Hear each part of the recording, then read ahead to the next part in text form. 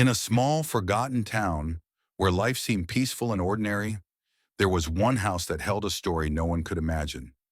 Inside lived a little girl named Ayanda, the firstborn, whose childhood ended far too soon. While other children played under the sun, Ayanda was already learning what it meant to sacrifice, to worry, to carry burdens far heavier than her tiny hands should have ever held. At just 10 years old, when most children were still chasing games in the streets, Ayanda was learning to be more than a child. She became a mother, a sister, and a daughter all at once. Her own mother was ill, suffering from strokes that would strike suddenly and often. Ayanda's young heart carried a fear too heavy for her age, the fear of losing the one person she loved most.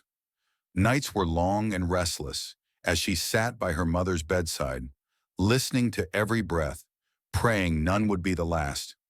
She gave up play for worry. She gave up laughter for responsibility. While other children sang, Ayana was memorizing remedies she overheard in the market: garlic, honey, teas. Every scrap of advice became her mission to try at home. Because more than anything, she wanted her mother to be well. Her father worked hard, but work was scarce and money was little. The hospital was a dream they could not afford. Survival was day to day.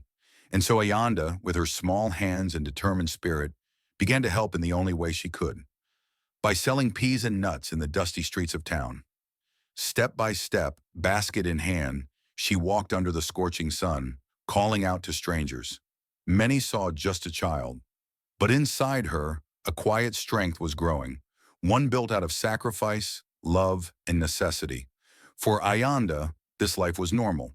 She didn't know that children elsewhere were playing without worry, eating without fear, dreaming without limits. To her, carrying the world felt natural because she had never known otherwise. But time has a way of collecting the pieces we think we've left behind.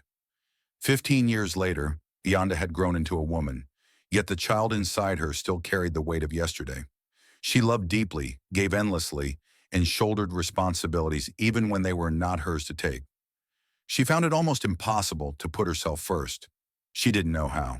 The little girl who had been forced to grow up never had a chance to rest, to play, to be carefree, and so the older Ayanda searched, often without knowing it, for someone or something to give her back the childhood she had lost. Her story is not hers alone. It belongs to countless firstborn children who had to grow too soon, who became second parents instead of sons or daughters, who wore strength like armor, but longed for softness in the quiet of their hearts. And so to every firstborn who listens, you are strong, but you are allowed to rest. You are responsible, but you are allowed to let go. You have carried so much, but you are not meant to carry everything. You deserve love. You deserve care. You deserve to live for yourself too.